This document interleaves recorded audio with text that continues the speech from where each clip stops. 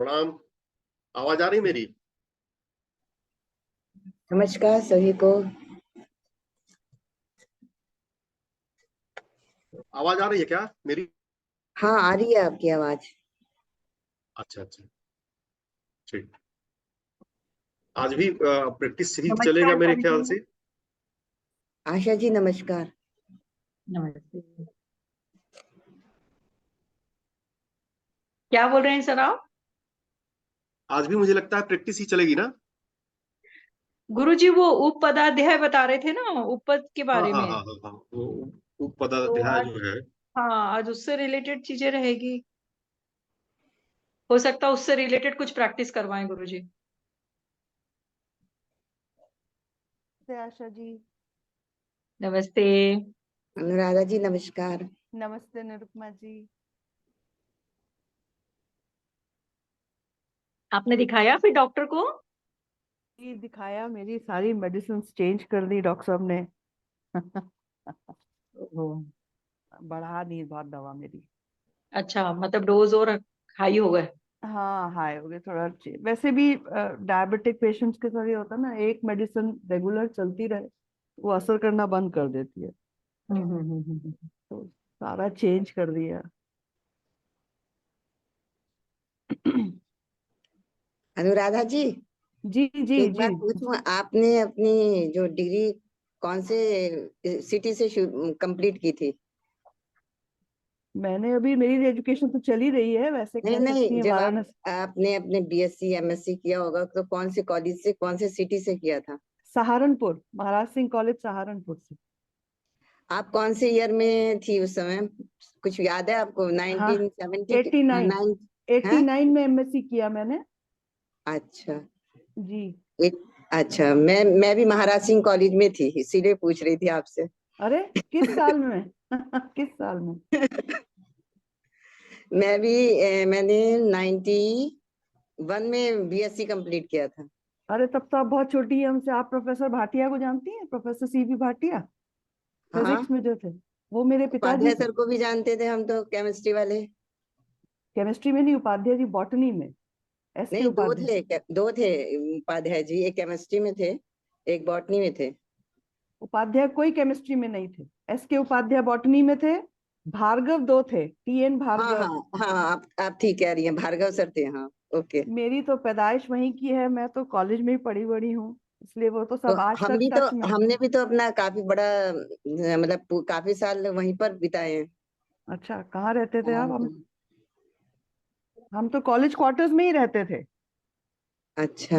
आपके फादर थे क्या उधर उसमें? मेरे father head of the physics department थे, प्रोफेसर सीबी भाटिया। और आप जो भाटिया और बात कर रही हैं, वो एस सी भाटिया हमारे चाचा जी थे केमिस्ट्री में। अच्छा अच्छा। हम्म। चलिए, दुनिया गोल है कहते हैं इसीलिए। और अब तो बहुत जूनियर है हमारे। हम तो फिर, मेरी 91 में तो शादी ही हो गई थी। अच्छा अच्छा। हम्म। चलिए, आपसे फिर और कभी बात करेंगे। तो अच्छी बात है, कोई सहारनपुर का मिल गया। हाँ, बहुत बड़ी चीज है ये। हाँ हाँ, और सेम तो कॉलेज से। मुझे मुझे मतलब एकदम शक्ल तो काफी चेंज हो चुकी तब से, लेकिन फिर भी कुछ ऐसा लग रहा था, तो एक बार मैंने कहा एक बार पूछ के देखते हैं, क्या पता आप कुछ अगर सही लग कॉलेज जाए। कॉलेज आपको याद हो तो पीछे कॉलेज क्वार्टर्स थे, आर्ट कॉलेज क्वार्टर, प्रिंसिपल का हाँ हाँ रेजिडेंस हाँ था। हाँ हाँ, वहां हाँ पर दुबे जी की बेटी भारती थी ना, कुछ याद हाँ है? वो मेरे साथ हाँ थी, वो मेरे साथ ही पढ़ती हाँ। थी। सुधाकर दुबे केमिस्ट्री के थे। हाँ हाँ हाँ, उनकी टीपू, बेटी मेरे साथ पढ़ती। उनकी बेटी, जिसकी भारती की बात कर रही हूँ, उसको हम टीपू बोलते थे। बचपन के दोस्त हैं हम लोग सब। Okay okay. वो कॉलेज के दूसरे वाले क्वार्टर्स में रहते थे। हाँ हाँ हाँ सुधाकर छोटे से कद के थे वो हाँ लखीमपुर हाँ के। हाँ हाँ। नमस्कार। नमस्कार आप लोगों को।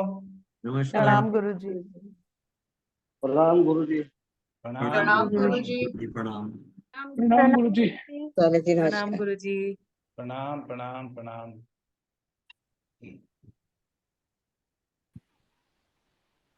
क्या हाल चाल है रूबी? हाँ गुरुजी, मतलब उपपत्र लगन पर बहुत, मतलब ये रिसर्च कर रहे थे तो बहुत सारे चार्टों में मैंने देखा कि लगन में शनि था, लेकिन उस पर और भी मैलेफिक्स प्लैनेट की दृष्टि पड़ रही थी, राशियों की दृष्टि थी, इसीलिए वो संन्यास ग्रहण वाला जो मतलब भाव था वो नहीं था, क्योंकि लगन में शनि बैठ तो गया था, लेकिन वो दृष्टि मंगल और शुक्र की थी, दूसरी दृष्टि और भी राशियों की थी, इसलिए वो जो बात था संन्यास ग्रहण करने वाला वो मतलब वो हो रहा था, डिनाई हो रहा था। और सेकंड भाव में ना सूर्य भी था गुरुजी, तो सेकंड भाव में सूर्य था, तो सूर्य पापी प्लेनेट नहीं होता है, इसीलिए मतलब सांसारिक जीवन में बहुत ज्यादा परेशानी नहीं थी जो तो सेकंड तुम भाव में। संन्यास काहे देख रही थी सबका? नहीं नहीं मतलब नहीं गुरुजी ध्यान बात देख नहीं रहे थे, वो उपपद लगन में शनि आ जा रहा था हाँ 2-3 वो चार्टों मैं में, तो समझ गया, लेकिन हाँ सबका गृहस्थ जीवन देखो, सबका संन्यास देखने की क्या जरूरत है? नहीं नहीं नहीं, वो मतलब शनि लगन में ही बैठा था गुरुजी, तो हाँ। हम सोच रहे थे ये लगन में शनि तो बैठ तो गया, बट वो संन्यास ग्रहण तो नहीं किया। तो फिर मैंने वो दूसरा पॉइंट देखा कि अन्य ग्रहों की दृष्टि थी गुरुजी, तो बिल्कुल। इसीलिए वो मतलब वो वाला चीज वर्क नहीं कर रहा था, हम्म। तो इसलिए गुरुजी ने ये भी चीज बोली थी ना कि पाप ग्रह केवल एक नहीं हो, 2-3 ग्रह बैठे हो, फिर दृष्टि हाँ हो तो उससे वो योग प्रबल हो जाता है। देखो, अगर सिर्फ पापी ग्रहों का प्रभाव हो गया तो दो हाँ चीज संभव है, या तो वो अविवाहित रहेगा, हाँ या तो पत्नी मर जाएगी, या नहीं तो फिर संन्यास लेना पड़ेगा, तीसरा तो कोई उपाय है नहीं। ठीक है ना? अगर पत्नी नहीं मिलती है तो आदमी संन्यास ही लेता है, वो सन्यासी क्या करेगा वो? ठीक है ना? गृहस्थ का नॉर्म्स है कि पत्नी बच्चे होने चाहिए, और सृष्टि का संचालक वही है जो गृहस्थ है, सन्यासी थोड़ी है। हम लोग सन्यासियों को ज्यादा इज्जत दे देते हैं, अच्छी बात है, लेकिन ज्यादा इज्जत गृहस्थों को मिलना चाहिए। और गृहस्थ संत जो होते हैं ना, वो बहुत अच्छे होते हैं। ठीक है ना? को गृहस्थ में रह करके पत्नी के साथ नोक झोंक कैसे होते हैं, बच्चे के साथ ऊपर नीचे कैसे होता है, बच्चे के साथ बचपन का ट्रीटमेंट और बड़े होने के बाद का ट्रीटमेंट अलग कैसे होता है, भाई को कैसे संभाला जाए, माता और पत्नी के बीच में जो द्वंद्व चलता है उससे कैसे निपटा जाए, फाइनेंशियल क्राइसिस है, बच्चा बीमार हो गया, हॉस्पिटल दौड़ रहे हैं, कैसे इसको संभाला जाए। तो गृहस्थ जीवन में कितना उपक्रम है। सन्यास को तो कुछ है ही नहीं, घर छोड़ा, बाजार छोड़ा, दुकान छोड़ा, मकान छोड़ा, माता छोड़ा, पत्नी छोड़ा, सब कुछ छोड़ा। मोदी जी को काहे का टेंशन है? कोई टेंशन है? सब चीज त्याग दिए हैं। ठीक है, माता जी गुजर गई तो चले गए अपना कंधा देने के लिए, लेकिन कोई टेंशन नहीं है उनको, ये तनाव नहीं होगा कल की माता जी गुजर गई या भ्राता जी गुजर जाएंगे या और कोई गुजर जाएगा, उनको तनाव नहीं होगा, क्योंकि उन्होंने लिया ही नहीं, वो तनाव लिया ही नहीं। तथाकथित पत्नी जो भी है वो है तो जीवित है, और उसने भी दूसरे विवाह नहीं किए। तो अब देखना जरा क्या नाम कहते हैं, प्रधानमंत्री के पत्रिका का क्या हाल है। ठीक है ना? उसको भी ध्यान देना। चलो, तो उपपद लग्न जितना सा पढ़ लिया उसको फिर से एक बार कोई समझा दो, फिर हम आगे बढ़े। दीप्ति पांडे, तुम ही समझाओ। पद लग्न में शुभ ग्रह की स्थिति या दृष्टि हो तो जातक को स्त्री और पुत्र का सुख मिलता है। उपपद लग्न में अगर अशुभ ग्रह की स्थिति या दृष्टि हो तो जातक या तो सन्यासी होगा या उसको अनमैरिड होगा, और या फिर स्त्री अगर विवाह हो गया होगा तो स्त्री की मृत्यु हो जाएगी, स्त्री सुख उसे नहीं मिलेगा। और अगर शुभ और अशुभ दोनों का प्रभाव हो तो फिर उसी हिसाब से फल बोलेंगे कि विवाह होगा भी, लेकिन अगर अशुभ ग्रह ज्यादा है तो हो सकता है स्त्री ज्यादा समय तक साथ न रहे, और शुभ प्रभाव ज्यादा है तो नोक झोंक होते हुए आगे साथ मिले। ठीक, मुख्य प्रसंग छोड़ दिया, सब बता दिया कि उपपद लग्न क्यों देखा जाता है। तो देखा अच्छा, उपपद लग्न से जो है स्त्री का सुख, पुत्र का सुख और संबंधियों का सुख देखा जाता है। संबंधी में सभी जो सगे संबंधी और माता पिता भाई इस तरह से जो भी संबंधी हैं उनका देखा जाता है। और दूसरा, क्योंकि लग्न से 12वें के पद को लेते हैं तो स्वास्थ्य का विचार भी उपपद से करते हैं। चलो ठीक है। गुरुजी, उपपद लगन से पत्नी का भी स्वास्थ्य, उसका रंग रूप, उसका जो गुण व्यवहार देखने में कैसी होगी, ये सब का भी मतलब विचार किया जाएगा। और उपपद लगन से पत्नी के भी मतलब स्वास्थ्य का विचार किया जाएगा कि उसके सेकंड भाव में, थर्ड भाव में जो भी दृष्टि ये सब रहेगी। चलो ना, अब आगे पढ़ लेते हैं, इतना सही पढ़ा था हाँ, ठीक तो है। उससे आगे पढ़ लेते हैं। अब हम लोगों ने पढ़ लिया कि उपपद लग्न में शुभ राशि हो अशुभ राशि हो, दोनों राशि हो तो क्या स्थिति होगी, यहाँ तक पढ़ लिया। अब आगे पढ़ते हैं। शुभ ग्रहानाम दुश्चिक शुभ ग्रहानाम दृष्टिश्चेद उपारूढ़ात द्वितीय के शुभर छे शुभ युक्ते च पूर्वोक्तम ही फलम स्मृतम। कह रहा है कि उपपद से द्वितीय स्थान में शुभ ग्रह की दृष्टि और शुभ ग्रह की राशि या शुभ ग्रह का योग हो तो जो पहले फल बोला गया है पूर्वोक्तम ही फलम स्मृतम, अर्थात जो इसके पहले हम लोगों ने सीखा है कि शुभ ग्रह है तो अच्छा फल, अशुभ ग्रह है तो अच्छा फल नहीं, संन्यास, पत्नी की मृत्यु। तो उसी तरह से यदि उपपद से दूसरे स्थान में शुभ ग्रह की दृष्टि हो, शुभ ग्रह की राशि हो, शुभ ग्रह का योग हो तो फल समान रूप से ही कहेंगे।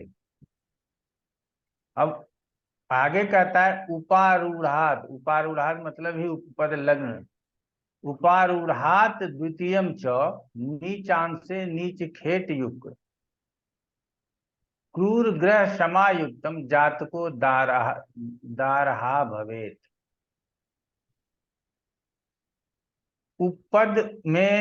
उपपद से द्वितीय में नीच का ग्रह हो, नवांश नीच स्थित हो या पापी ग्रह हो, अर्थात शुभ के विपरीत ग्रह हो, अशुभ ही हो, देखने पर क्रूर ग्रहों का योग हो, क्रूर नवांश हो, क्रूर राशि हो, तो ऐसे स्थिति में क्या होता है, दारहा भवेत। दारहा का मतलब हो गया दारा की पत्नी, अर्थात स्त्री का नाश हो जाता है यदि उपपद लग्न से दूसरे भाव में। तो जो उपपद लग्न के बारे में बताया जा गया है वही लगभग उपपद लग्न से दूसरे भाव के लग्न में भी बताया गया है। अब उसमें कहा जाता है स्वच्चांशे स्वच्छ संस्थे व तुंग दृष्टि वसात तथा भवंती बहवो दारा रूप लक्षण संयुता। बहवो दारा, बहवो मतलब बहुत, ठीक है ना, दारा मतलब पत्नी। उच्चस्थ ग्रह हो, कहा, दूसरे स्थान में, उच्चस्थ ग्रह की दृष्टि हो, कहा, दूसरे स्थान में। तो उच्चस्थ ग्रह की दृष्टि कैसे होगी आप लोगों को पता ही है, हाँ या ना, जल्दी बता दीजिए। हाँ गुरुजी, अगर सूर्य होगा मेष राशि का और अगर उसका दृष्टि जा रहा होगा तो वो उच्च राशि का दृष्टि हो गया ना। हाँ, उच्चस्थ, हाँ, हम्म मेष राशि यदि हम्म दूसरे स्थान में उसके स्थिर राशि होगा तब न देखेगा।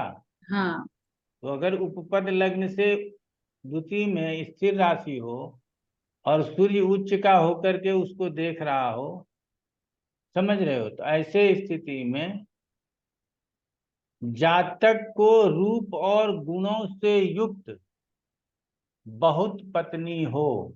अब तो ये नियम नहीं चलता है, तो ऐसा नहीं है कि एक पत्नी रूपवान और गुणवान है, नहीं, जो भी पत्नी होगी या जो भी हमारा एक्स्ट्रा मैरिटल अफेयर होगा वो भी सुंदर स्त्रियों से होगी, रूपवान और गुणवान स्त्रियों से होगी। एवं द्वितीय में मिथुन राशि हो तो भी बहुत पत्नी होती है। दूसरे स्थान में मिथुन, वे द्विस्वभाव राशि से क्या दिक्कत है, ज्योतिषाचार्यों को पता नहीं। वहां भी द्विस्वभाव राशि हो तो 2 पत्नियां होंगी, ऐसा लिखा बताया गया है। तो मिथुन राशि हो, उपारूढ़े द्वितीय व मिथुने संस्थिते सति तत्र जात नरो विप्र बहुदार युतो भवेत। तब क्या कहा गया है कि हे विप्र, अगर दूसरे स्थान में मिथुन राशि है तो ऐसे जातक को भी बहुत पत्नी हो, ऐसा कहना चाहिए। अब आगे कहता है उपारूढ़े द्वितीय अपि स्वस्वामी ग्रह संयुते, स्वस्वामी ग्रह संयुते, यदि उपपद या द्वितीय में उसका स्वामी हो अथवा अन्यत्र भी उसका स्वामी यदि स्वराशि में हो, स्वर छगे तत्पतो वापि यत्र कुत्रापि भूसुरः। तो या तो दूसरे स्थान में अपने ही राशि का ग्रह बैठा हो, मान लो कि मेष राशि का उपपद लग्न है, दूसरे राशि में वृष राशि है और शुक्र वहीं बैठा है, या शुक्र वहां नहीं बैठा, सप्तम स्थान में शुक्र बैठा है। तब क्या कह रहा है, यस्य जन्मनि योगो अयम, इस योग में जो जन्म लेगा, स नरो द्विशतमः उत्तरायुषि निर्धारो भवेति न संशयः। अगर उसका स्वामी अन्यत्र भी अपने राशि में हो तो वृद्धावस्था में उसकी पत्नी मर जाती है।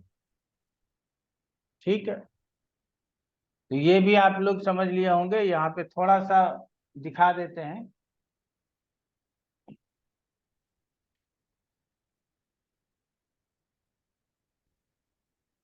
कोई भी लग्न राशि बना लेंगे, ऐसा कोई जरूरी नहीं है कि मेष राशि ही बनाएंगे।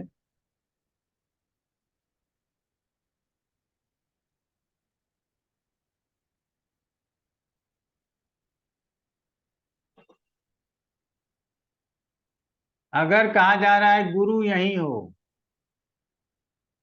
या गुरु यहाँ नहीं हो, गुरु कहाँ हो, यहाँ हो, तो ऐसे स्थिति में निर्धारो भवत्येव न संशय, कि निर्धारो अर्थात बिना पत्नी के उसको जीवन आगे यापन करना पड़ता है।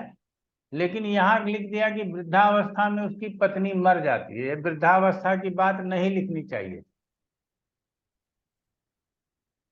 समझ रहे हैं, वृद्धावस्था में ही उसकी पत्नी मरेगी ऐसा नहीं लिखना चाहिए।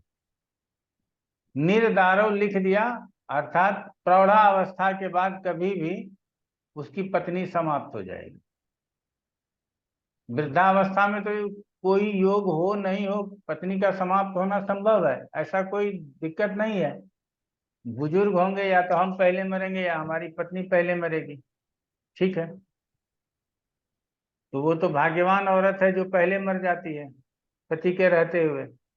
ठीक है ना, तो लोग कहते हैं ना, मैं सुहागनी चली जाऊं तो ज्यादा अच्छा है ना, क्योंकि उसको अपने पति द्वितीय के भाव, ऊपर भरोसा है और किसी के ऊपर नहीं। जी बोलिए। द्वितीय भाव में धनु धनु राशि का गुरु आकर अपने ही घर में बैठा है ना, यहाँ 9th में। वो तो हमने लिखा, तो हमको तो पता है मनीष जी। नहीं तो ये समझ उसके में नहीं आया कैसे ये। स्वराशि का हमने जो श्लोक पढ़ा उसके ऊपर आपने ध्यान नहीं दिया। जी, कहता है उपारूढ़े द्वितीय अपि, उप पद से दूसरे स्थान में स्वस्वामी ग्रह संयुते, अपने ही राशि में कोई ग्रह स्थित हो, जी, स्वर छगे तत्पतो वापी, या नहीं तो कहीं भी उसकी दूसरी राशि है वहां पर उसका स्वामी स्थित है, कुत्रापि भूसुर, जी समझ गए। यस जन्मनि योगो अयम स नरो द्विजसत्तमः। ऐसे योग में जो नर जन्म लेता है, उत्तरायुषि निर्धारो, उत्तरा मतलब कुछ दिनों के बाद, उत्तर मतलब अंत समय में, समझ गए ना। अब समझ गए। 3 चरण को जीवन में बांटेंगे तो 2 चरण पत्नी के साथ गुजारेगा और तीसरा चरण पत्नी उसके साथ नहीं रहेगी। उत्तरायुषि निर्धारो भवत्येव न संशय। प्रथम चरण, मध्यम चरण और उत्तर चरण, ऐसे 3 चरणों में जीवन को बांटेंगे। तो ऐसे स्थिति में तीसरे चरण में पत्नी उसके साथ नहीं रहेगी, ऐसा समझना चाहिए। क्लियर हो गया?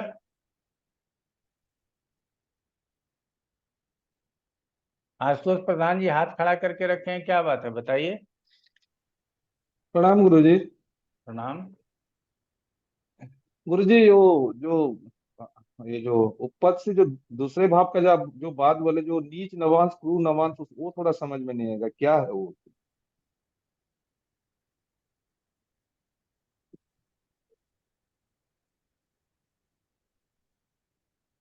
नवान समझते हैं ना? हाँ गुरुजी। क्या तो हम कहा नवांश गया है पत्रिकाओं में उपपद को दें? जी,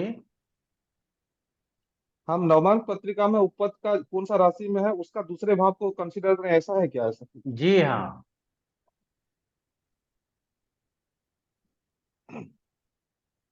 आप उस तो विषय हाँ को समझ छोड़ गए। भी देंगे तो भी अन्य विषयों से काम चलेगा।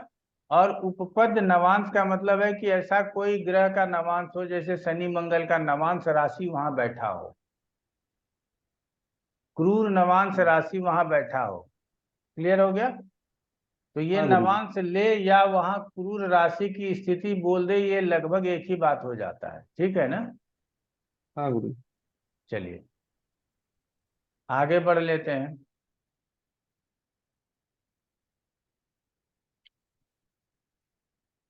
स्वरासो संस्थिते अप्येवं नित्याख्ये दारकार के उत्तरायुषि निर्धारो भवत्येव न संशय। हे विप्र, सप्तमेश आदि जो नित्य स्त्री कारक ग्रह है, वो अपने राशि में हो तो उस मनुष्य की वृद्धावस्था में स्त्री का मरण होता है अपने सामने। अब वो तो होता ही है। उपरूढ़ा पति स्वच्चे स्थिर स्त्री कारको अथवा शकुलाद दार लाभ स्या नीचस्थे तु विपर्यात। एवं उपपदेश या स्थिर स्त्री कारक ग्रह, स्थिर स्त्री कारक ग्रह कौन है? शुक्र। स्थिर स्त्री कारक ग्रह कौन है? चंद्रमा। या उपपदेश, उपपद का स्वामी या स्थिर स्थिर स्त्री कारक ग्रह, उपपद का स्वामी शुक्र या चंद्रमा यदि उच्च में हो तो उत्तम कुल से स्त्री का लाभ, यदि नीच में हो तो नीच कुल से स्त्री का लाभ होता है। उपारूढ़ा पति स्वच्चे स्थिर स्त्री कारको अथवा, अर्थात उपपद लग्न का स्वामी उपारूढ़ा पति, उपपद लग्न का स्वामी या स्थिर स्त्री कारक ग्रह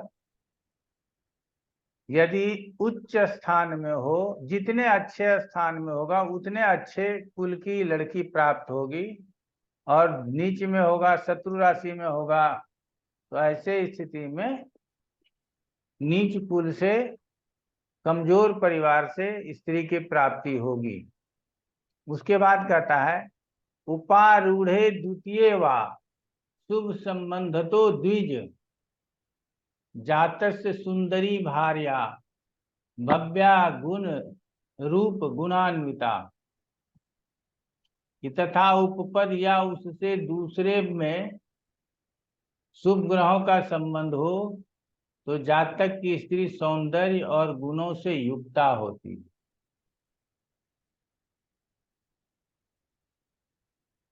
यहां तक समझ में आ गया आप लोगों को?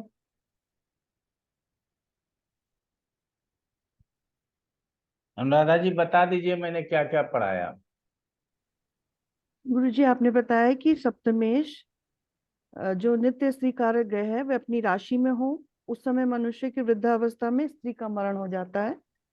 अथवा इसके अलावा उपपद में स्थिर स्त्री कारक ग्रह यदि उच्च का हो, स्थिर स्त्री कारक ग्रह माने शुक्र अथवा चंद्रमा यदि उच्च में हो तो उत्तम कुल की स्त्री का लाभ होता है, और यदि नीच।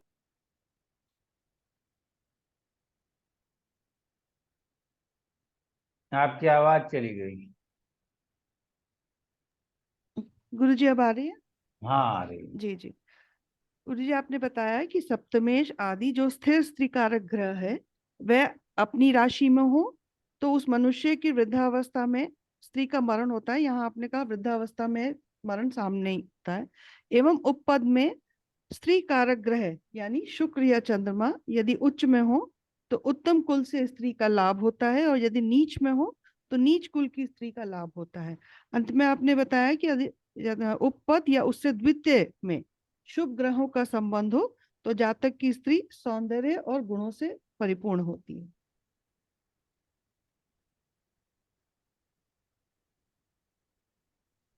लग रहा है ना कि एक ही जैसा संवाद है, थोड़ा सा बदल बदल के दिखा जा रहा है। जी जी जी।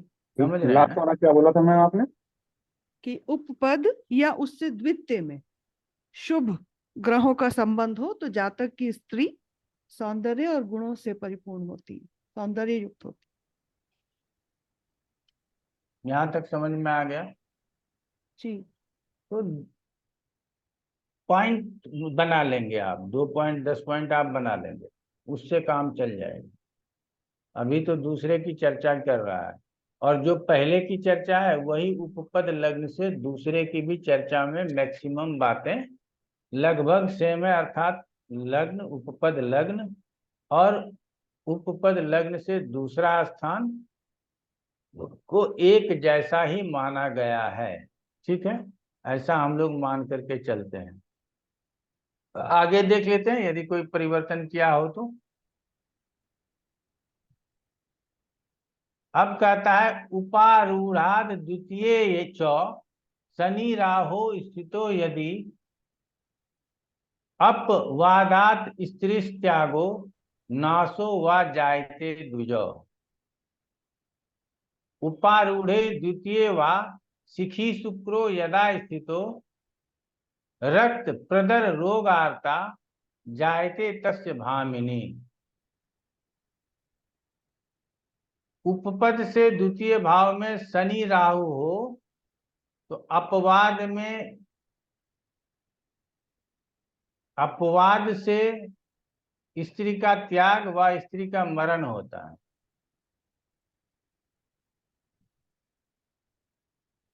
अपवाद से कहने का मतलब यहाँ नहीं समझ में आ रहा है, फिर से श्लोक पढ़ने का प्रयास करते हैं। उपारूढ़े द्वितीय च शनि राहु स्थितो यदि अपवादात स्त्री त्यागो नाशो वा जायते द्विज।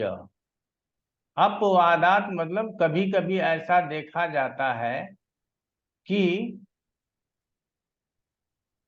स्त्री का त्याग कर देता है या स्त्री का मरण होता है, ये दोनों चीज संभव है।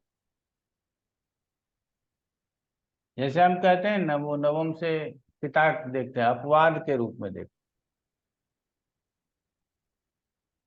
तो उसी तरह अपवाद के रूप में शनि राहु यदि द्वितीय में हो तो या तो पत्नी को त्याग देंगे या नहीं तो पत्नी का मरण हो जाएगा। पहला तो ये समझ में आ गया। अब कहता है उपारूढ़े द्वितीयो वा शिखी शुक्रो यदा स्थितो रक्त प्रदर रोगार्थ जायते तस्य भामिनी। उपपद स्थान में शिखी का मतलब केतु होता है। उपपद से द्वितीय स्थान में केतु और शुक्र हो तो जातक की स्त्री को रक्त प्रदर होता है, रोग होता है।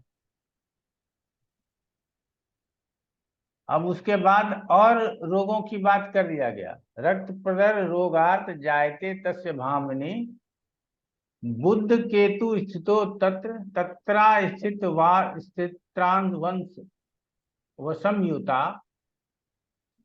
तत्रस्था शनि राहुल काश तदा स्थित ज्वर संयुता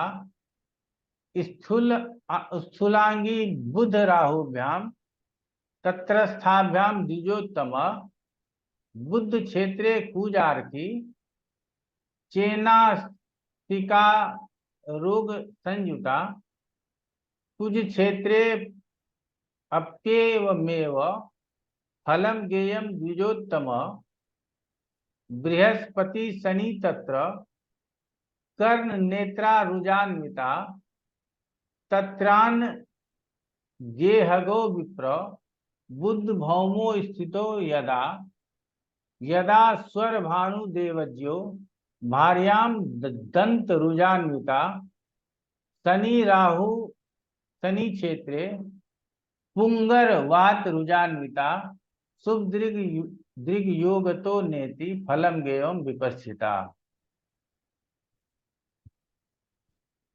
पहले कहा गया कि उपपद से द्वितीय स्थान में केतु और शुक्र हो तो जातक को प्रदर रोग होता है, जिसको रक्त प्रदर कहते हैं, उस प्रकार का होता है। बुध और केतु हो तो अस्थि श्राव, अस्थि का मतलब हड्डी होता है, श्राव का मतलब यहाँ हड्डी से कुछ निकलने का होगा बात, उसी को अस्थि श्राव कहेंगे। शनि के साथ राहु हो, सूर्य हो तो अस्थि ज्वर, अर्थात शनि राहु सूर्य हो, शनि राहु हो या सूर्य राहु हो, ऐसे स्थिति में बुखार। अस्थि ज्वर का मतलब होता है कि हड्डी से संबंधित बुखार। बुध राहु हो तो स्थूल आंगी, मतलब हमेशा कुछ न कुछ परेशानी। स्थूल का मतलब ये होता है कि हीन आंगी, स्थूल आंगी। हीन आंगी तो नहीं कहेंगे, स्थूल आंगी का मतलब हमेशा कमजोर दिखाई देना, शरीर में बल नहीं दिखाई देना। बुध की राशि कन्या और मिथुन में शनि मंगल हो तो नासिका के रोग से युक्त, और मंगल की राशि में अर्थात मेष वृश्चिक में भी यही फल समझना है। यदि गुरु शनि हो तो कर्ण रोग, गुरु कर्ण रोग देता है, और शनि नेत्र रोग देता है। तो गुरु हो तो कर्ण रोग, शनि हो तो नेत्र रोग। नेत्र रोग क्यों देता है? शनि एक आंख का कहा गया है, शनि काना ग्रह है, तो इसीलिए नेत्र रोग। और यदि उसमें स्वगृह से भिन्न राशिस्थ मंगल बुध हो, स्वगृह अर्थात अपने राशि में मंगल बुध ना हो, राहु गुरु हो, तो उसकी स्त्री को दंत रोग से युक्त होती है। यदि उपपद का द्वितीय में मकर या कुंभ हो तथा उसमें शनि राहु हो तो जातक की स्त्री पंगु हो अथवा वात रोग से पीड़िता हो। इन पाप योगों में यदि शुभ ग्रहों का योग या दृष्टि हो तो उक्त अशुभ फल नहीं समझना। शुभ दृग योगतो नेति फलम गेयम विपश्चिता, अर्थात यदि शुभ ग्रह की दृष्टि ऐसे अशुभ ग्रहों के प्रभाव में हो तो विपरीत फल अर्थात निरोगी समझना चाहिए।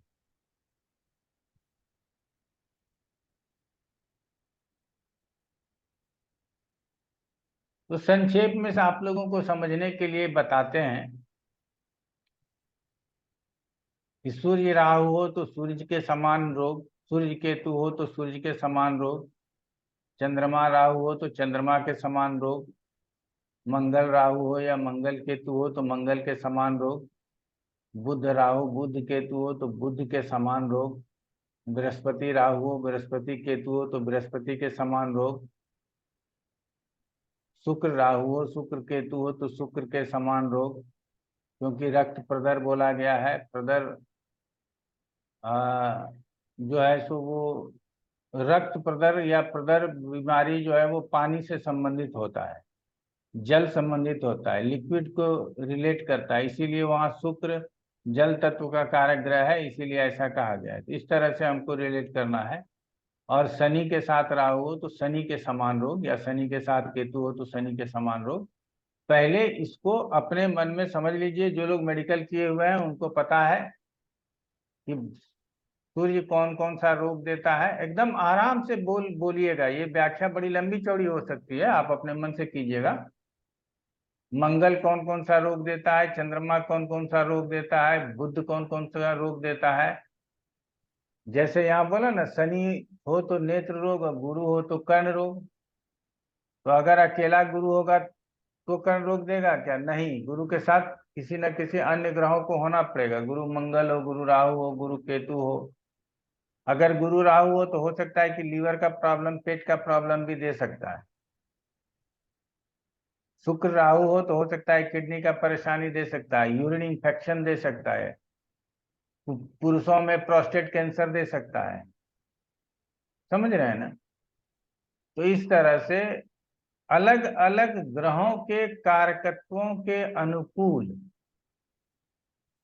रोग बताने का प्रयास किया गया है। तो आप लोग भी उसको ध्यान में रखिएगा। और यहाँ शुभ ग्रह से कहा गया है कि विपरीत अर्थात ठीक रहेगा, लेकिन उतना ठीक नहीं रहेगा, रोग कंट्रोल में रहेगा, रोग तो होगा ही। समझ में आ गया? तो स्त्री पुत्र के बाद किस चीज की बात आ गई? रोगों की बात आ गई, क्योंकि ये 12 पद है और द्वादश पद है। द्वादश हमारे भाव हानि बताता है, लग्न शरीर है और द्वादश उसका हानि है। तो इसीलिए रोगों की बात आएगी ही आएगी।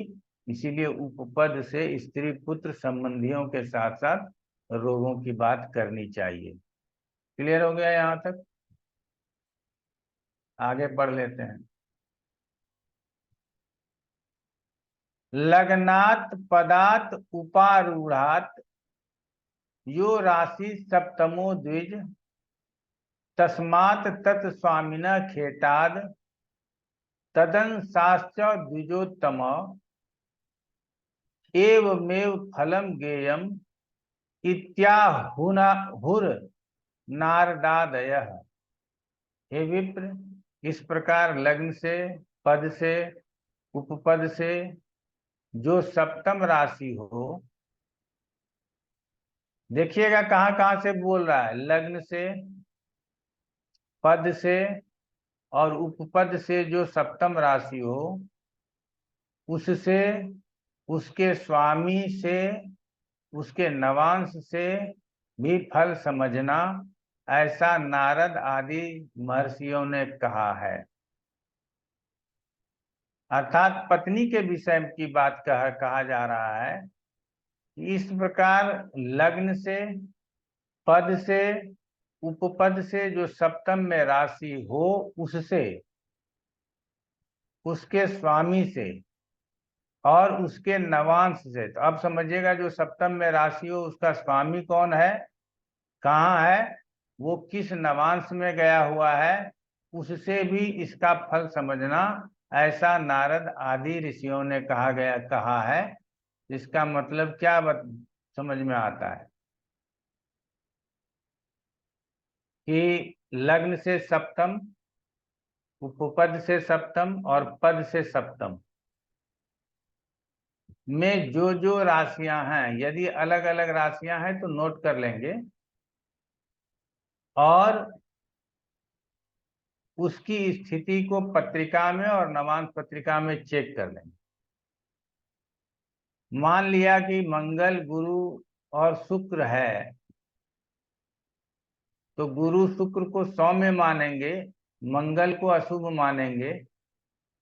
लेकिन यदि मंगल वर्गों में जाकर अर्थात नवांश पत्रिकाओं में जाकर केंद्र त्रिकोण लाभ स्थान में हो, गुरु और शुक्र के वर्ग में हो, गुरु और शुक्र की राशि में हो, तो वो भी अच्छा हो गया। तो इसका मतलब है कि हमारी पत्नी अच्छी होगी। और यदि इस तीनों के स्वामी और तीनों के स्वामी का नवांश यदि सब खराब हो जाए, या 3-3-6 पॉइंट को हम देखना चाहते हैं, 6 में से 4-5 पॉइंट खराब हो जाए, 1-2 पॉइंट ही अच्छा है, तो पत्नी के साथ अच्छा रिश्ता नहीं रहेगा, पत्नी अच्छी नहीं रहेगी। 6 के 6 पॉइंट अर्थात 6 स्वामी, 3 स्वामी और 3 नवांश स्वामी, 3 नवांश राशि और उसके स्वामी यदि अच्छे स्थिति में नहीं है तो पत्नी रहित हो सकता है। पत्नी हो तो भी उसके पत्नी को कोई परेशानी हो सकती है। पत्नी रहित होना, संन्यास ले सकता है। अगर ये छवों का छह खराब स्थिति में हो जाए तो हम शादी नहीं करते या हमारी शादी नहीं होती है। इस तरह से बातों का विचार करना चाहिए।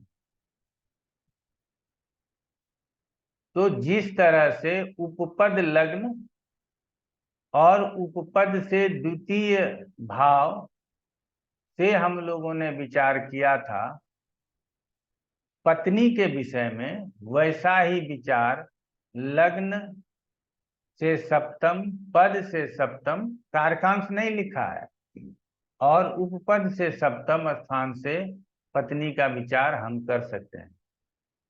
और अब जैमिनी ऋषि को ज्यादा पता होगा कि आदमी अगर सुखी रहेगा तो पत्नी के कारण, दुखी रहेगा तो पत्नी के कारण। बात समझिएगा, आज का जो परिवेश है उसमें बड़ा, कहते हैं ना, जो कमजोर है उसको सब धक्का देता है। तो नारी जो है ना वो कमजोर है, तो सारा गलती उसके ऊपर फोड़ दिया जाना चाहिए। तो इसीलिए कोई भी चीज हो तो गलती किसकी हो जाएगी? नारी की, स्त्री की गलती हो जाएगी। तो ऐसे स्थिति में अब हम लोगों को बदलाव के विषय में धीरे धीरे हो गया है, बदलाव हो ही रहा है। लोग न्यूट्रल होकर के बात करते हैं। कई लोगों को बात समझ में नहीं आती है तो पति पत्नी मिल करके साइकियाट्रिस्ट के पास जाते हैं कि हम लोगों को उपाय बताओ कि कैसे हम लोगों का दाम्पत्य जीवन ठीक रहे। एक पति पत्नी ने मिल करके हमको फोन किया था कि हम लोग साइकियाट्रिस्ट से भी मिल गए हैं, लेकिन छोटी छोटी बातों पर दोनों लड़ने लगते हैं और वो लड़ाई बहुत विषाक्त हो जाती है। आप कुछ उपाय बता सकते हैं तो आप भी उपाय बताइए, वो भी कर लेंगे। हम लोग साथ ही रहना चाहते हैं, अलग नहीं होना चाहते। अब इतने ईमानदार जोड़ी था, समझ सकते हैं। उस दिन हमको पता चला कि आज अगर लोग पढ़ लिख लिए हैं तो इसका कुछ फायदा भी है, ठीक है ना। कहता है बात हमेशा तलाक तक जाती है, जब बात शुरू होती है तो तलाक से पहले नहीं रुकता। लेकिन हम लोग ऐसा चाहते नहीं हैं, तो कोई भी सारी बातें आपको बताते हैं, आप हमको उपाय बताइए कि क्या होना चाहिए और कैसे जीवन चलना चाहिए, ठीक है। तो हम लोगों ने उपपद लग्न, उसका द्वितीय और उसका सप्तम, और सप्तम में ना सिर्फ उपपद को लिया, पद और लग्न को भी लिया। लग्न से भी सप्तम में जो राशि है उसका स्वामी जिस राशि में गया हुआ हो, लग्न पत्रिका में, पद पत्रिका में, और नवांश राशि में जिस राशि का गया हुआ हो, अगर अच्छा तो अच्छा और खराब तो खराब, या अब आप लोग अच्छा और खराब समझ सकते हैं, इसीलिए ऐसा बताया, ठीक है। आगे बढ़ लेते हैं।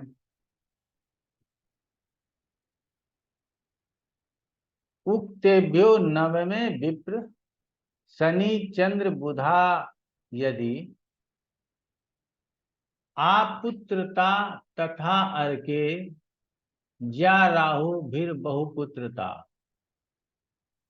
चंद्रे नैक सुतस्तत्र मिश्रे पुत्रो विलंबतः रविर्ज्या राहु योगेन पुत्रो वीर्य प्रतापवान, प्रचंड विजयी विप्र, रिपु निग्रह कारकः, उक्त स्थाने कुजार्कीभ्याम पुत्रहीनः प्रजायते, दत्त पुत्र युतो वापि सहोत सुतवान भवेत्, तत्रस्थे विस्मे रासो बहुपुत्र युतो नरः, स्वल्पापत्य समय रासो जायते द्विजसत्तमः। अभी तक तो पत्नी की बात हो रही थी, पहली बार यहाँ पुत्र की बात हो रही है।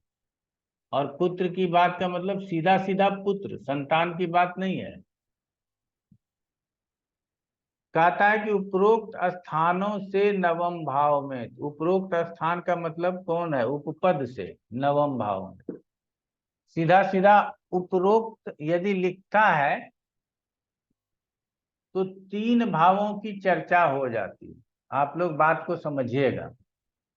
हम लोगों ने 3 भावों की चर्चा की है। पहला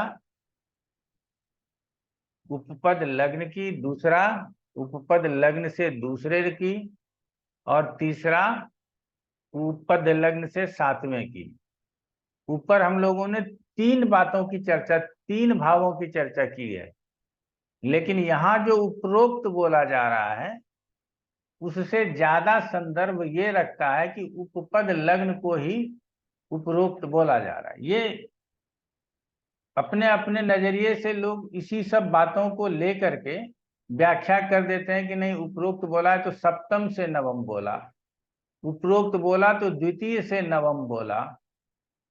ऐसा हम लोगों को मन में नहीं लेकर के चलना चाहिए।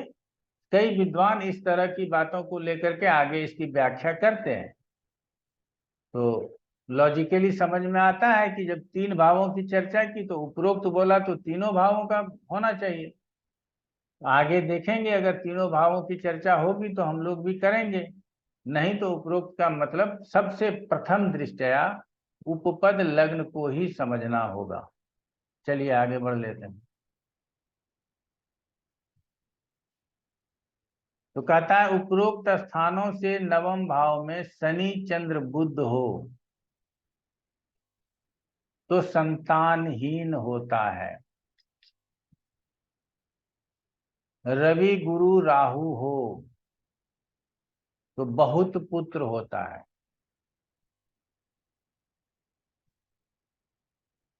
चंद्रमा हो तो एक पुत्र होता है। यदि मिश्र ग्रह हो अर्थात चंद्रमा भी हो और गुरु भी हो, बुध भी हो राहु भी हो, यदि मिश्र ग्रह हो तो विलंब से पुत्र होता है। किंतु यदि रवि गुरु और राहु के योग से जो पुत्र होता है, अर्थात रवि गुरु और राहु यदि तीनों वहां है तो बड़ा बली और प्रतापी पुत्र होता है। बली क्यों बोला गया? क्योंकि यहाँ राहु बाहु बलम करोतु सततम केतु कुलस्योन्नतिम, ऐसा हम लोग पढ़ते हैं।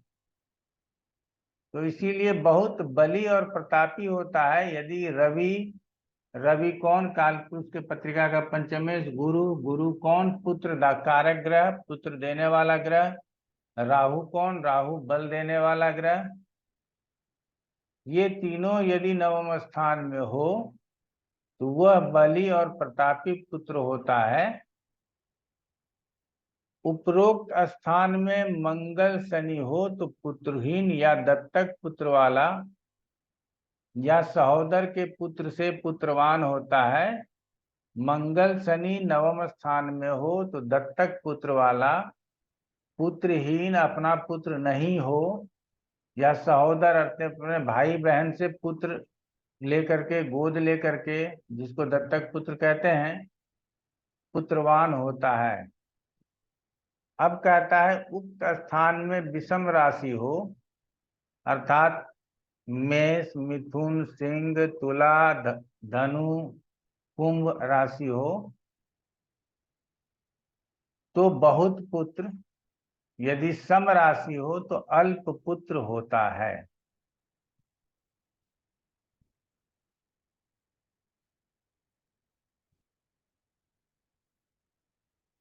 हम लोगों ने क्या देखा,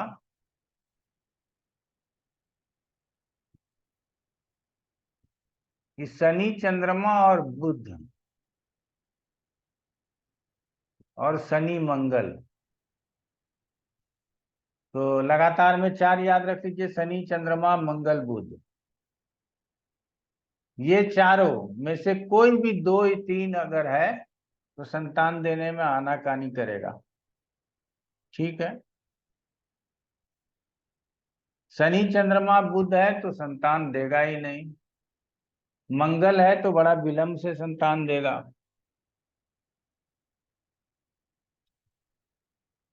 सूर्य, गुरु, राहु है तो वीर्यवान, बलवान और प्रतापी पुत्र देगा। ठीक है,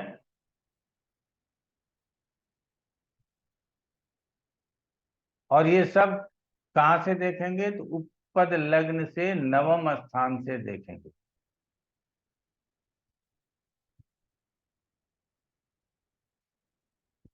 तो यहाँ वही 4 को याद रखिएगा ना। पहले क्या 4 याद रखना है, मंगल, चंद्रमा, मंगल, बुध और शनि,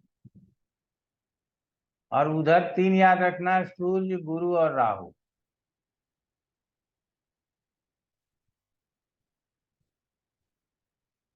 सूर्य, गुरु, राहु है तो अच्छा है।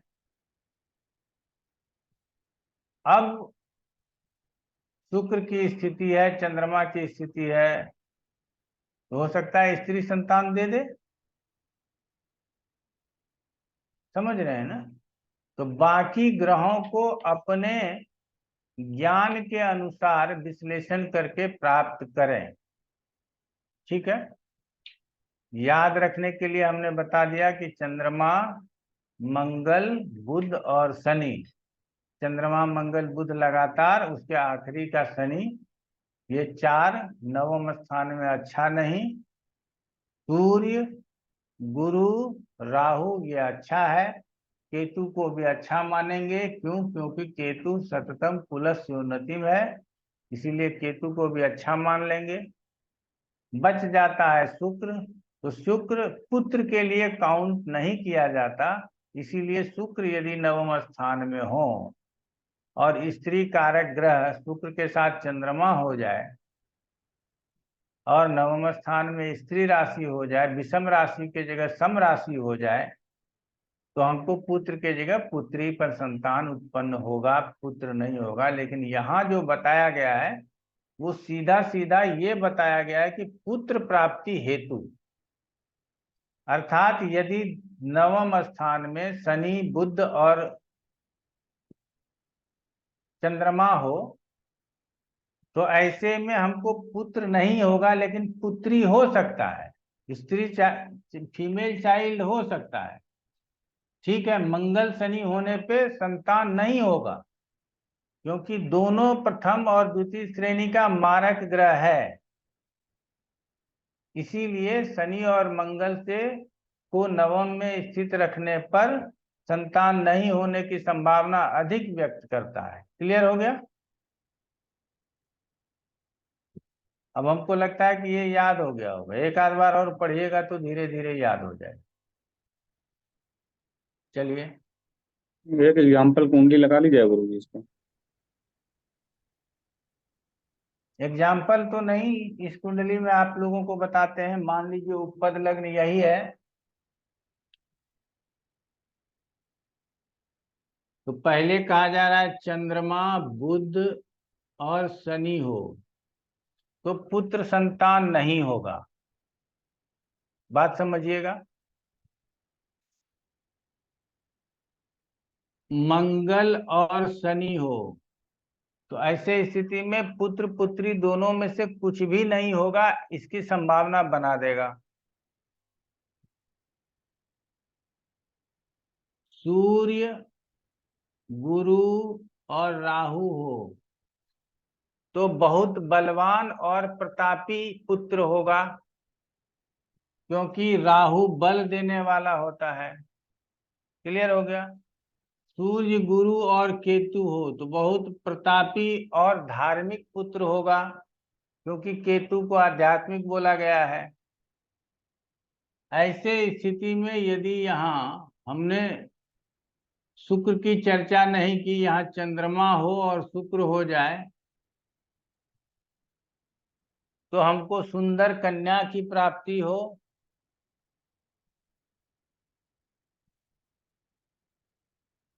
तो हमने कहा पॉजिटिव के लिए सूर्य, गुरु, राहु और केतु, ये पुत्र, विशेष पुत्र के लिए मैं बोल रहा हूं। और निगेटिव के लिए मंगल, शनि, चंद्रमा और बुध।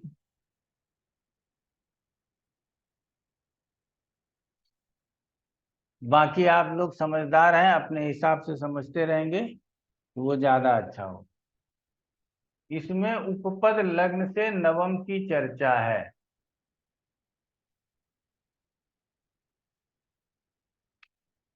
तो यदि संतान से संबंधित प्रश्न आ जाए तो कारकांश लग्न को न देखें, पद लग्न को न देखें,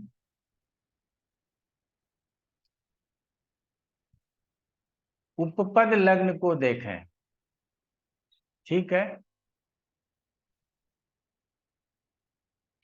ये ज्यादा अच्छा रहेगा। ठीक है, यहाँ तक हम लोगों के समझ में आ गया। अब आगे बढ़ने का प्रयास करते हैं। गुरुजी एक बात है, ये सारा कुछ जो देखना है वो तो पति के चार्ट में ही देखेंगे ना, पत्नी के चार्ट में तो नहीं देखेंगे। हाँ, पति के चार्ट में देखेंगे, क्योंकि पति के ही चार्ट में ये सब देखना होगा कि भाई उसको पुत्र प्राप्त होगा कि नहीं होगा। और उपपद लगन का वो भाग्य स्थान है, तो भाग्य से ही बच्चे पैदा होते हैं। तो जैसा भाग्य भाग्य से बच्चा यहाँ पैदा होता है, बाकी जगहों पर नहीं। मतलब वो जो अच्छा बच्चा के बारे में बोल रहे थे, नहीं तो आज तो बेसी भाग तो बच्चे मतलब एवरेज भी पैदा हो रहे हैं, क्योंकि जैसा कर्म हो रहा है वैसे ही बच्चे हो रहे हैं। तो मेरा समझने का प्रयास ये है कि ये सारा कुछ तो पति के चार्ट में ही दिखेगा। कोई लड़की का चार्ट में हम लोग कैसे देख सकते हैं कि वो 9th हाउस में जो कुछ भी है वो उसके संतान से रिलेटेड बात बोला जा रहा है। यही पूछ रहे थे गुरु जी। अच्छा,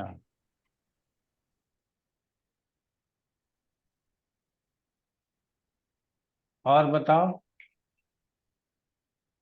ये पूछना मतलब चाह रही है जेंट्स के ही कुंडली में देखा जाएगा ना गुरुजी ये? जी सर, हमने तो यही बोला, जेंट्स की कुंडली में देखा जाए।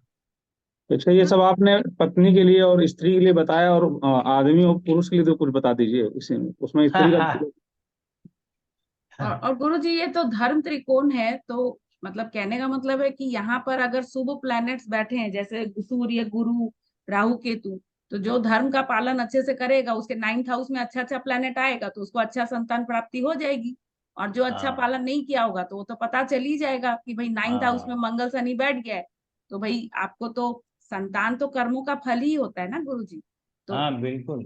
और वहां पर इसी शनि जन्मों के मंगल। नहीं, हाँ गुरु पिछले जी। जन्मों का भी कर्मों का फल हाँ संतान वो होता है। संतान तो गुरु जी वही आत्माएं होती हैं जिनका हम लोगों ने कुछ बिगाड़ के आया है इस जीवन में। तो वो लोग तो हमारे 9th हाउस में हमसे लेने आ जाते हैं कि भाई अब एजुकेशन करवाओ मेरा, है ना, ऐसा मेरे को नहीं है, इलाज करवाओ। अब 9th हाउस में हम आके बैठ गए हैं। ऐसा नहीं पारंपरिक है ज्योतिष कि बता रही ना इस समय आप? ना ना, कोई ज्योतिष नहीं बता रही है, ये भूत प्रेत का कहानी सुना रही है। आत्मा उत्मा पे चली गई है ये, कि हमने पिछले जन्मों में जिस आत्मा को कष्ट दिया है वो आत्मा हमारा पुत्र पुत्री बन करके आज खड़ा हो गया है, रोज मैगी और नूडल्स मांगते रहता है। ठीक है ना? और तो बहुत अच्छी बात बोली। तो पर गुरुजी एक चीज और है कि जैसे एक अपन ये योग पढ़ रहे हैं, अब आजकल आईवीएफ और दूसरे ट्रीटमेंट बहुत सारे हो गए हैं। तो जैसे अगर किसी की पत्रिका में अगर ऐसा कुछ दिखता है अपने को, मान लो मंगल शनि वाला योग दिखता है, तो अपन यही बोलेंगे कि मेडिकल ट्रीटमेंट लीजिए। जी हाँ, दो ही चीज है, दत्तक पुत्र या आईवीएफ। उसको क्या बोलते हैं, आर्टिफिशियल हम्म या दत्तक। दत्तक को अंग्रेजी में क्या बोलते हैं? एडॉप्टेड चाइल्ड बोल Adopted. adopted adopted. child दोनों के लिए एक ही सूत्र पढ़ा जाता है। तो पहले दत्तक ही होता था, पहले ये आर्टिफिशियल नहीं होता था, ठीक है ना, कृत्रिम चाइल्ड नहीं होता था, एडॉप्ट ही लोग करते थे। अब प्रयास किया जाता है, तो बदमाशी भी बहुत किया जाता है, प्रयास ही नहीं किया जाता। वो एडॉप्टेड है या क्या है पता नहीं, आपके पास संतान है, कई जगहों पर आप देखते होंगे कि आपका अंडाणु लिया गया, शुक्राणु आपके पति का नहीं है तो किसी दूसरे का लेकर के रखा है, तो वही वाला यूज कर दिया, आपको डाल दिया, आप गर्भवती हो गए, आपको संतान हो गया, आप खुश हैं, अपने घर में मगन है। कई लोग तो डिमांड कर लेते हैं कि हमारे हस्बैंड का अंडाणु नहीं मिलता है तो अंडाणु का है, शुक्राणु का व्यवस्था कर दिया जाए।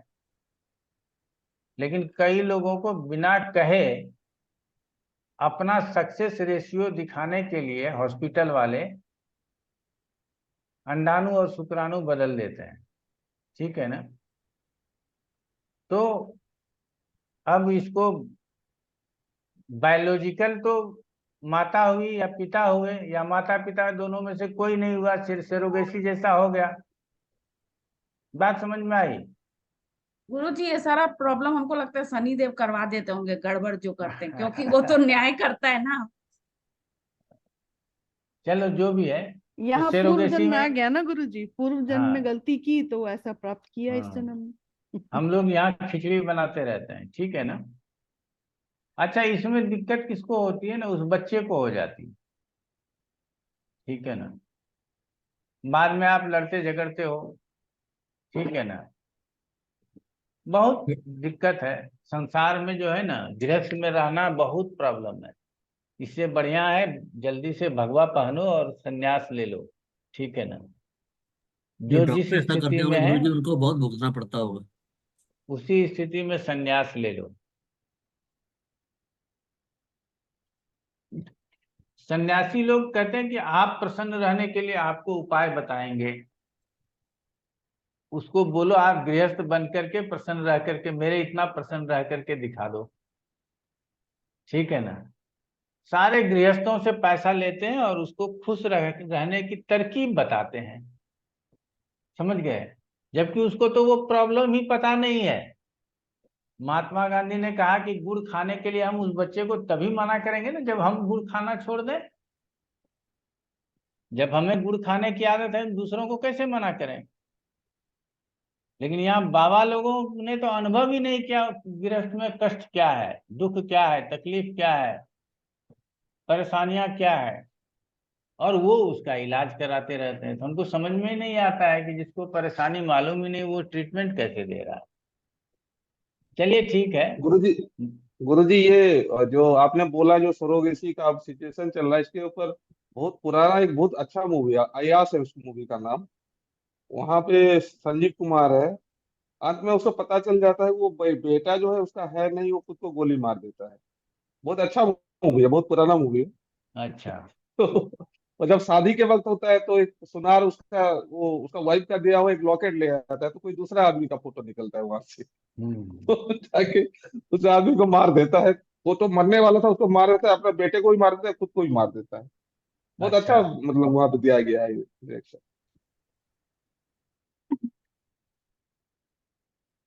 चलिए और बताइए, आगे बढ़ते हैं।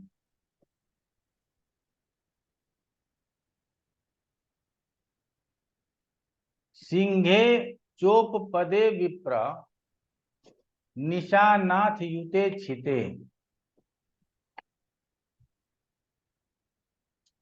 अल्प प्रजोअथ कन्यायाम जातः कन्या प्रजो भवेत। अब कन्या की बात हो रही है। सुत भाव नवांश्चा स्थिर संतति कारकात एवं त्रिशांश कुंडल्यामपि योगम विचंतयेत। कहता है उपपद सिंह में हो, अर्थात उपपद लग्न सिंह राशि में हो, तो कम पुत्र वाला होता है, कन्या में हो तो अधिक कन्या वाला होता है। इस प्रकार पंचम भाव के नवांश से भी विचार करना चाहिए।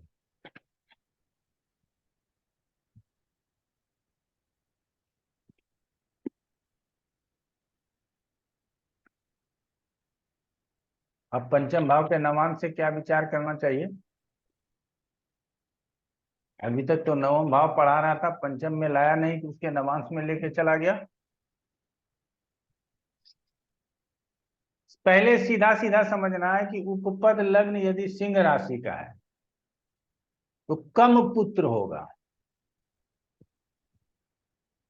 और कन्या राशि का है तो अधिक कन्या होगी। ये बिल्कुल डिफरेंट हो गया। इससे हम लोग जो मीनिंग निकालेंगे, हम लोग तो मूढ़ मानव है ना, हम लोगों को मीनिंग निकालना आता है बहुत सरलता से।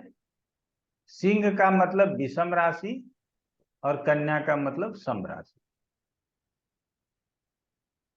इसका मतलब है कि यदि उपपद लग्न सम राशि में हो तो हमको स्त्री संतान हो सकता है, और विषम राशि में है तो हमको पुरुष संतान हो सकता है। क्लियर हो गया? सिंह और कन्या तो हमको याद रहेगा ही रहेगा, लेकिन आगे के विषय में नहीं लिखा गया तो इसका मतलब है मेष है, मिथुन है, सिंह है, तुला है, धनु है, कुंभ है, तो पुत्र संतान हमको होगा। हो सकता है कुंभ हो तो ज्यादा होगा, क्योंकि सिंह तो बंजर राशि कहलाता है, इसलिए कम पुत्र की बात कर रहा है। लेकिन कन्या राशि में अधिक कन्याओं की बात कर रहा है। अब अधिक और कम का तो बात ही छोड़ दीजिए, बस एक दो ही होता है हम लोगों में, उसी का गणना करते हैं, ज्यादा का गणना नहीं करते। अब कहा गया है कि यही स्थिति पंचम के नवांश में हो, पंचम के नवांश में सिंह राशि हो, पंचमेश जिस नवांश में गया हुआ हो, वो यदि सिंह राशि के नवांश में गया है तो कम पुत्र, और कन्या राशि के नवांश में गया तो ज्यादा पुत्र। तो और राशि के विषय में कौन बताएगा? आपने क्यों नहीं बताया? हम लोगों को तो ये प्रश्न आएगा ना मन में कि आपको बताना चाहिए ना कि ये सिंह और कन्या के अलावा 12 राशियां हैं, अलावा 10 राशियां हैं, तो अन्य 10 राशियों का क्या होगा? हम 2 राशि ढूंढते रहेंगे जीवन भर, अन्य 10 राशियों के बारे में कौन बताएगा? तो कहा गया है कि उपपद सिंह में हो तो थोड़े पुत्र वाला, कन्या में हो तो अधिक कन्या वाला। इस प्रकार पंचम भाव के नवांश से भी विचार करना है, तथा जैसे जन्म लग्न कुंडली से विचार कहा गया है, वैसे त्रिशांत कुंडली में भी योगों का विचार है।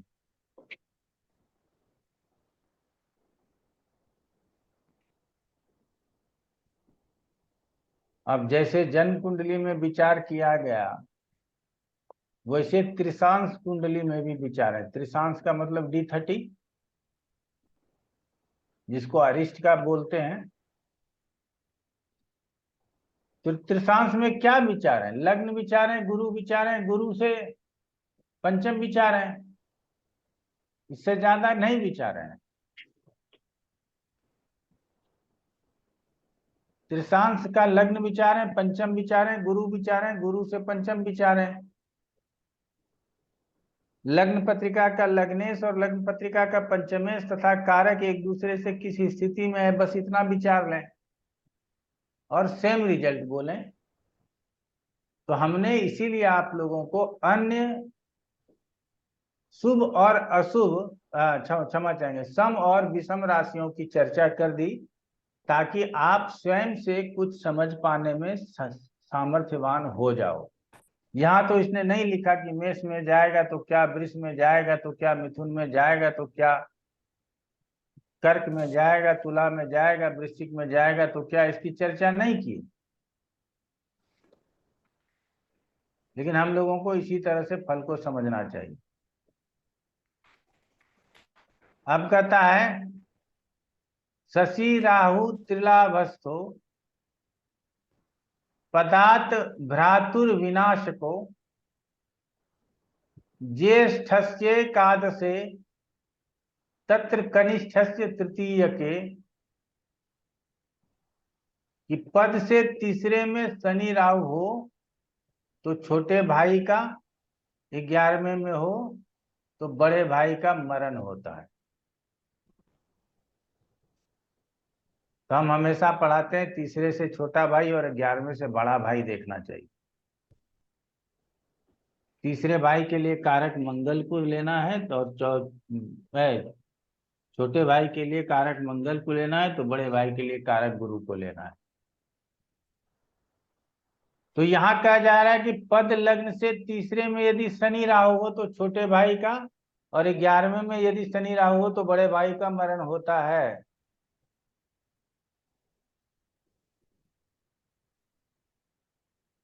और शुक्र हो तो अपने से व्यय वहित मातृगर्भ का नाश होता है। अब ये मेरे समझ में नहीं आता है, देखते हैं श्लोक पढ़ के।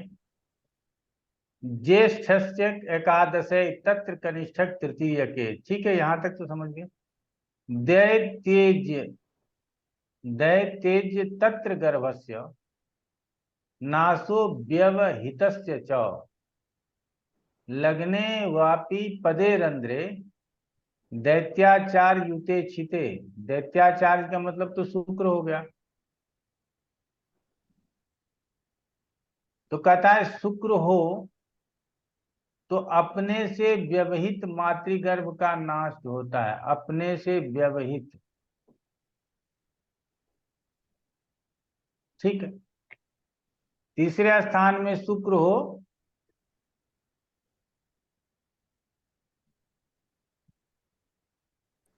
तो मातृगर्भ का नाश होता है, या 11वें स्थान में शुक्र हो तो मातृगर्भ का नाश होता है। आगे पढ़ लेते हैं। लग्न या पद या उससे 8वें में शुक्र की दृष्टि या योग हो। लग्न या पद या उससे 8वें में शुक्र की दृष्टि का योग हो तो भी उक्त फल समझना।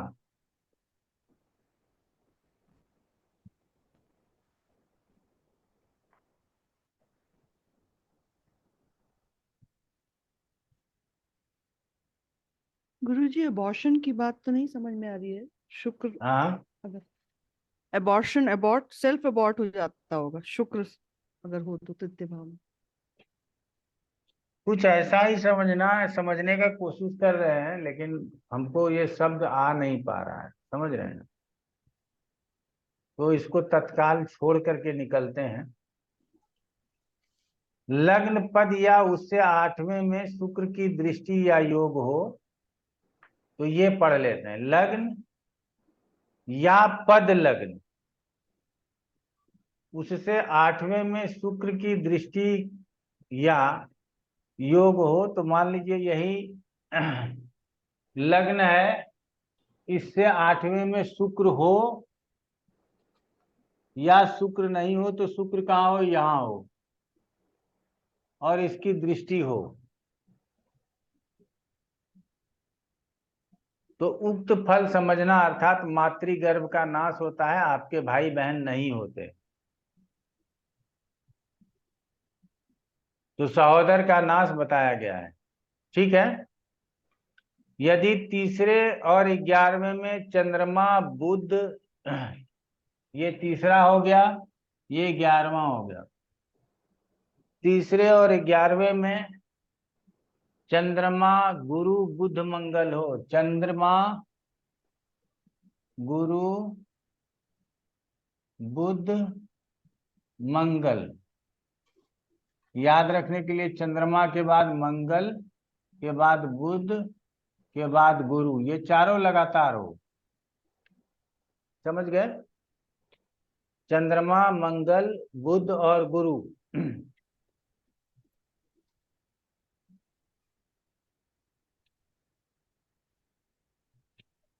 यदि तीसरे हो तो बहुत और बड़े प्रतापी सहोदर होते हैं।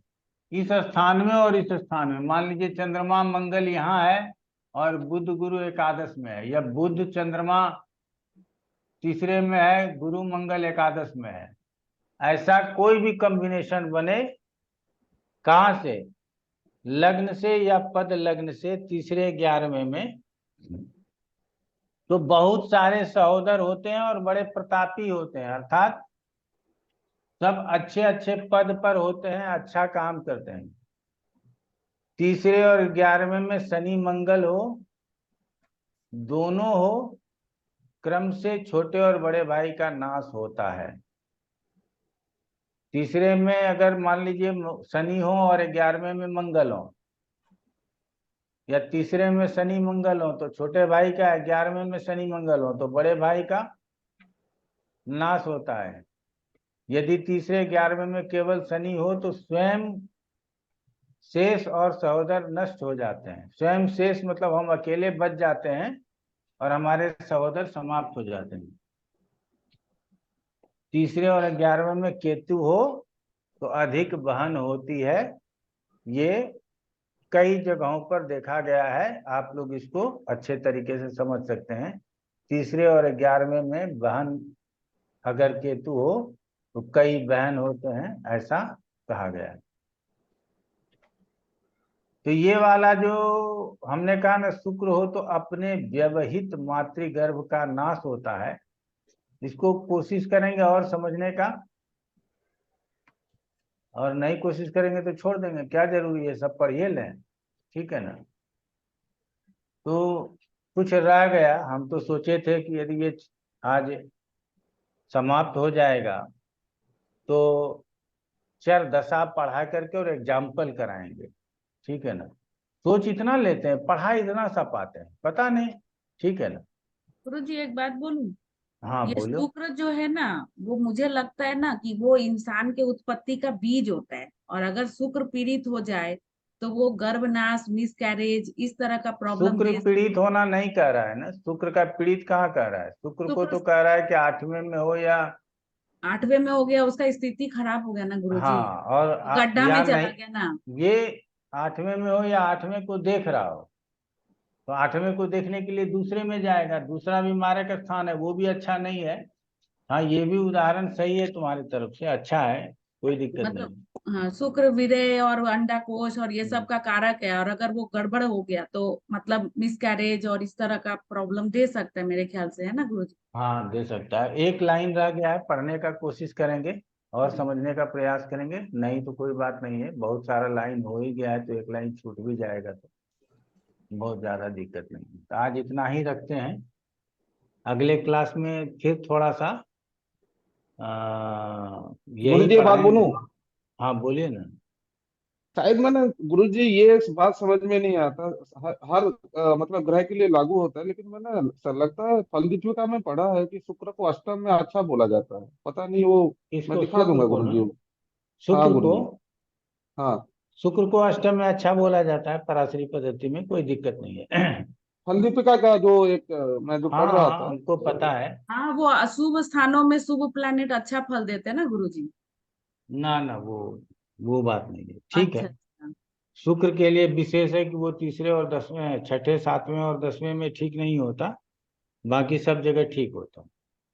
चलिए अगले क्लास में आएंगे तो फिर पढ़ेंगे। नमस्कार। प्रणाम गुरुजी। प्रणाम प्रणाम प्रणाम गुरुजी। नमस्कार प्रणाम। गुरुजी।